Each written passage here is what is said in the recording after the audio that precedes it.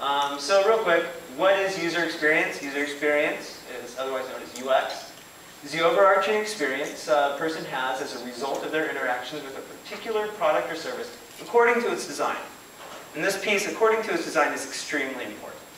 I like to use examples. So an example would be 1950s, standing in a bank line, waiting to go to the teller to get cash. Even 20 years ago, you could wait 20 minutes, half an hour, just to get to the teller to withdraw some cash. Today, you can walk up to an ATM and pull it out in 30 seconds, less, maybe. Was it a bad experience back then? No, it was fine. It was what was expected. It's just how things were done. Today, if you had to wait in line 20 minutes to get cash, it would be a bad experience because you know you can go get it in 30 seconds from the cash machine. So that's when I say according to its design. So we have the sweet spot. Design, process, and technology. This is kind of the trifecta of how we're going to get this done. Design, this includes visuals, interaction, what it's supposed to be, how it's supposed to do it, and that aspect.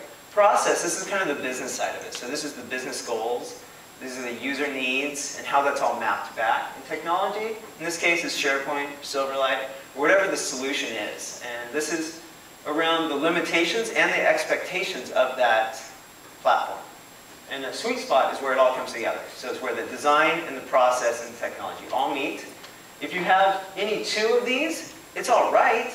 But really, if you have the three, that's where you're going to get the adoption, and that's where you're going to see the success. All right. So the Blue Rooster, we've kind of outlined this process. This is how we attack a product or a project. First of all, we come to an engagement. So this is that process. This is, let's pull everything together. Let's see what the business needs are and how we can solve for that. This is informational gathering. This is research. And this, yeah. Then we move into a position or assess and identify. And usually what comes out of this is we tend to call it a creative brief. But this starts to outline who is using it, what their profiles are.